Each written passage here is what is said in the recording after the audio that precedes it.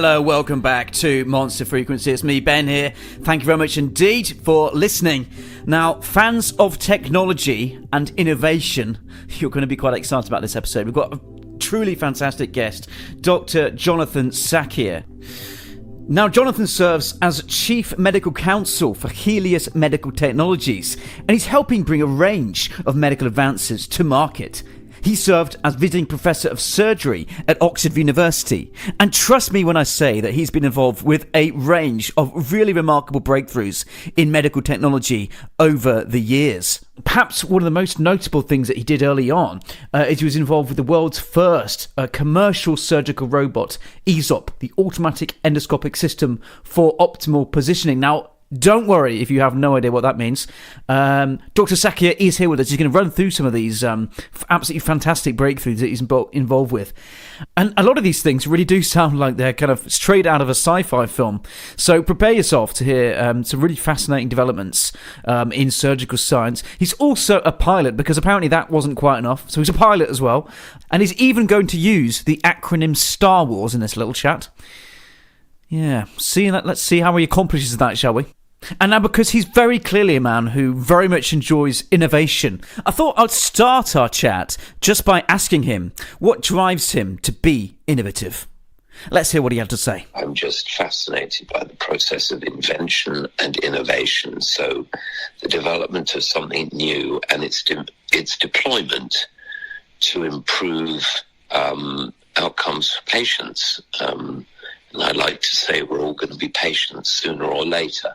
So having had the privilege of practicing medicine for many years and seeing, people who are dealing with acute or chronic illnesses, anything we can do to improve their outcomes, we should do. And I don't know if it's the way my mind works when it's been something I've developed, or it's just that I enjoy the company of smart and disruptive people who see the world through a different optic.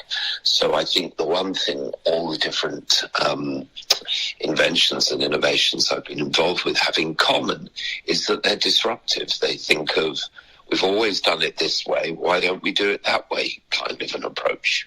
Yeah, that's fascinating. I mean, I imagine you probably faced an awful lot of people just thinking, oh no, that sounds too much like science fiction or something, especially with robotic surgery. I mean, I know obviously it is used nowadays, but imagine when you kind of were first getting involved with this and kind of first pushing through those breakthroughs, people probably, I'm guessing you did experience a lot of people saying, what on earth is that sort of thing? Yeah, I'm probably going to paraphrase because I can't remember the exact quote, and I think it was Arthur C. Clarke, but if I'm wrong, my respects to who it was, but there's an expression that to the uninitiated, any sufficiently advanced technology is indistinguishable from magic. Yes. And worlds of innovation or invention, if something is obvious, then it's probably too late for it to make any big splash.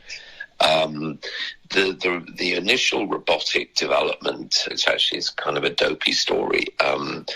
I was giving a lecture at the American College of Surgeons many moons ago, and they had asked me to give a talk on a particular surgical procedure, and I said no because I'd given that talk so many times I was sick of the sound of my own voice.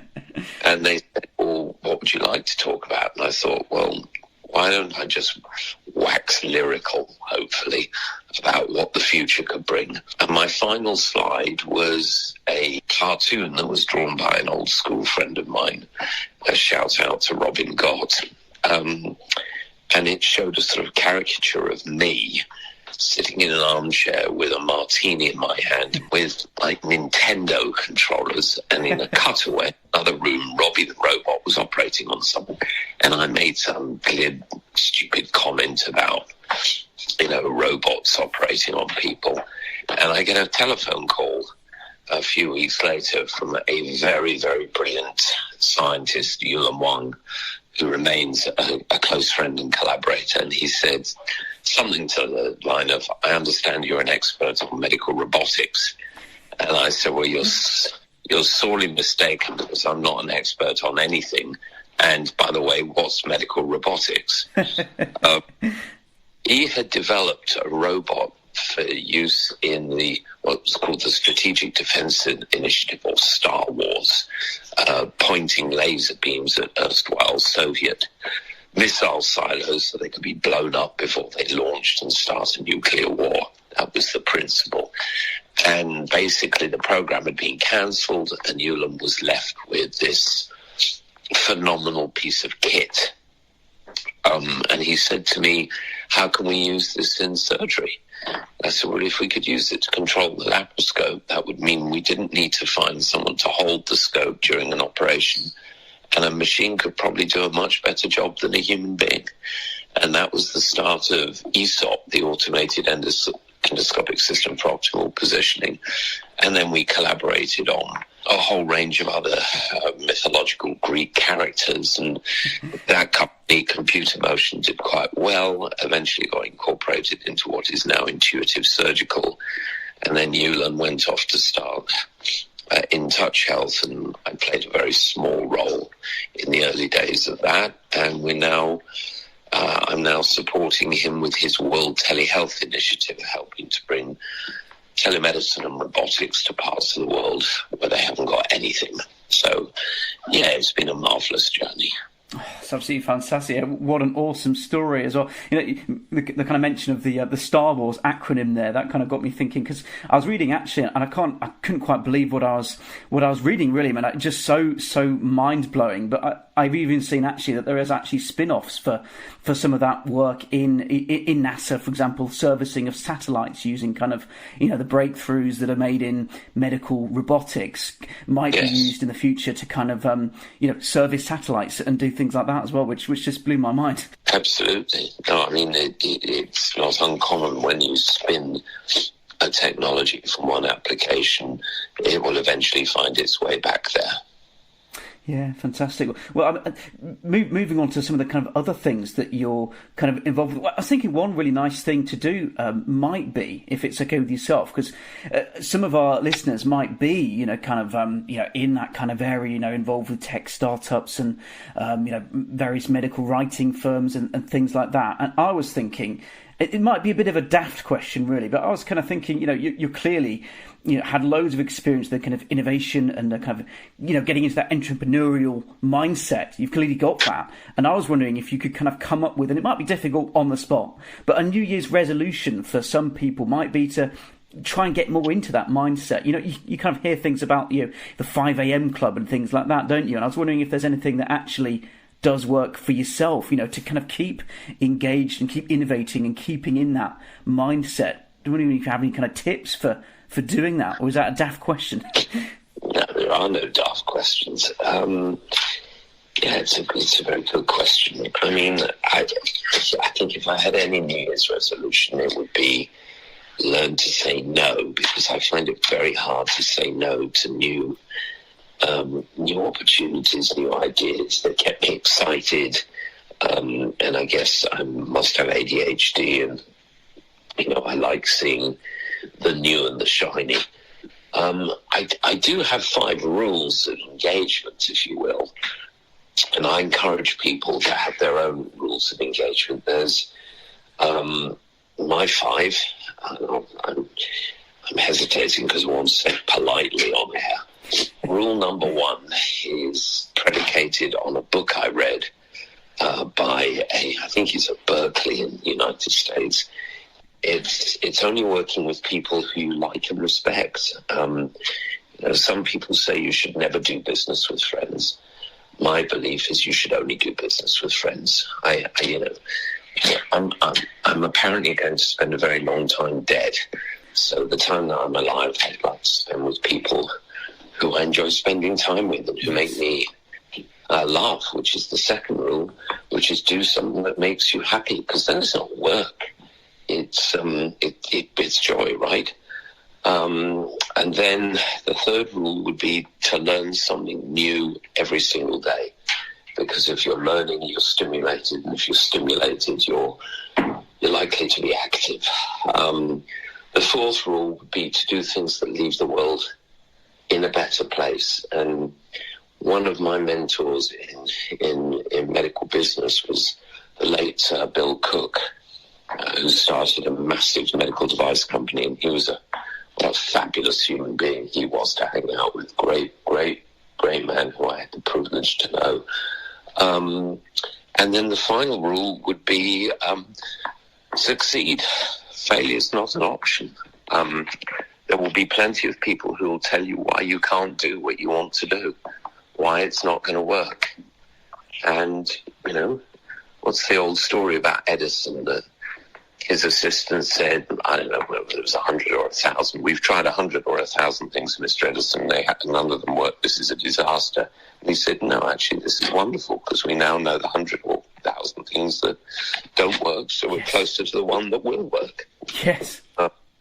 It's just having that, I guess, degree of curmudgeonly belligerence that you're not going to say no. You're just going to keep going and you're going to refuse to lose. That's fantastic. Well, thank you very much for that. And those are definitely 5 rules that, listeners should definitely take note of. Thank you for that. I might have to take note of them myself as well, actually, Jonathan. So thank you, much appreciated.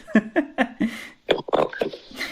I was thinking as well about perhaps, and this is another thing kind of on your kind of long list of things you've been involved with, which I think it's fantastic how you managed to do this as well as all these other things. But you're a keen pilot as well, and you've actually been a medical consultant for OUP, I think how you pronounce it, Aircraft Owners and Pilots Association. But I thought that'd be really cool just to mention that work. I was trying to imagine if there's any kind of crossover at all. I can imagine there might be a slight amount of crossover in the, obviously, the kind of robotic surgery side of things and the kind of piloting aircraft side of things. Obviously, both involve, quite fabulous technology. I don't know if that's trying to think of a crossover there. For me, aviation is so many things. There's the intellectual challenge of all the things that you have to know.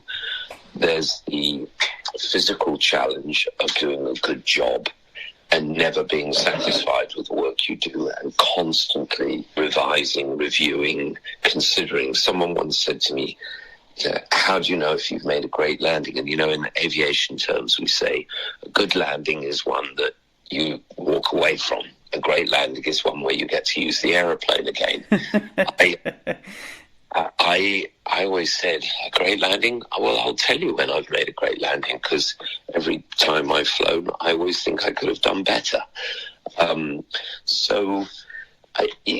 There's all the technical and intellectual elements of flying, but then frankly, there's something about taking off on a misty morning and climbing above valleys that are sheathed in fog. There's something about flying at night with just the firmament above you, just yourself in a metal tube, tens of thousands of feet above the earth. And from a business perspective, whilst I was living in the United States, I would fly myself all around the continent and beyond. And boy, it was so convenient, so efficient. And yes, I've tried to develop a few innovations in flying and in flying technique, and I'm also very interested in human performance, and aviation demands human performance, and I love writing, so I've been writing for my organization, AOPA. When I say mine, I belong to it. I'm not, I don't lead it or anything, but it's a way of giving back and communicating to my fellow pilots, many of whom, of course, are also doctors. So, it's been a joy, and I encourage anyone out there listening, look, if I can get a pilot's license, you can get a pilot's license. It is intellectually, it is hard work.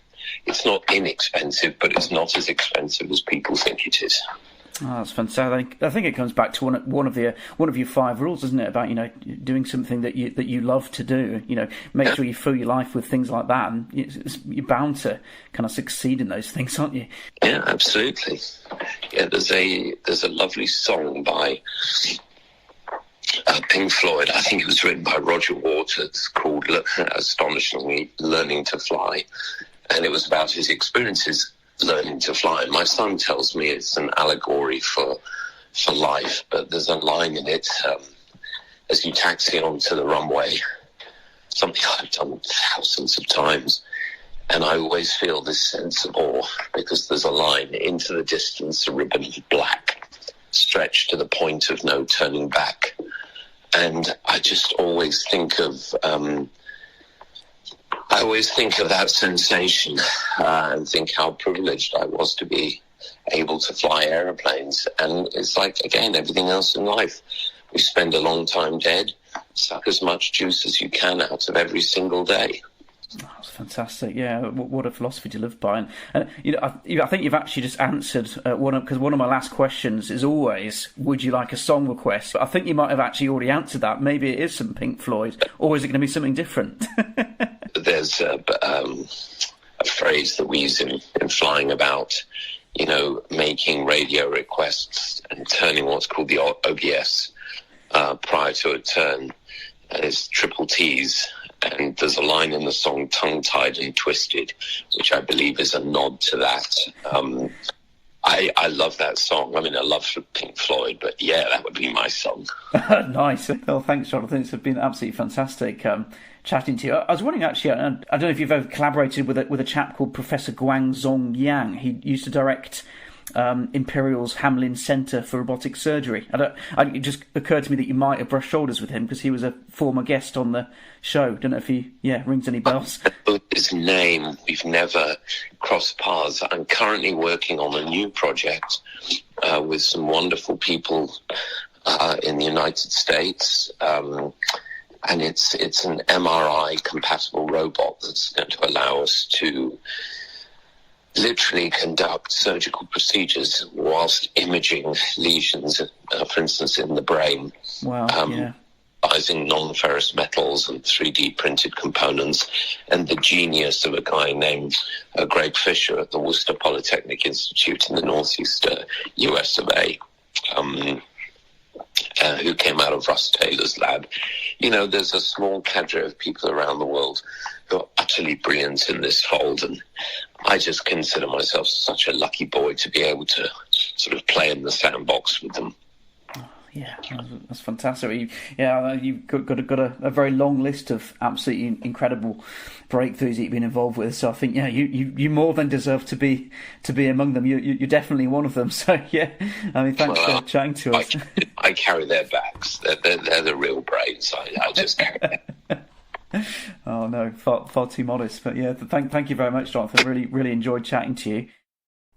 Well, Dr. Sackier, thank you so much for joining us on this episode of Monster Frequency. We'll have to grab you again very soon. So if you're listening in and you have any questions for Dr. Sackier, pop them my way, because I'll probably just force him to answer them. I'll just bombard his inbox. That's fine. I'm sure he won't mind. Maybe a bit, but Dr. Sackier, thank you very much. Now do join us again for our next episode of Monster Frequency. We'll be dropping very soon here on our channel. So stay tuned.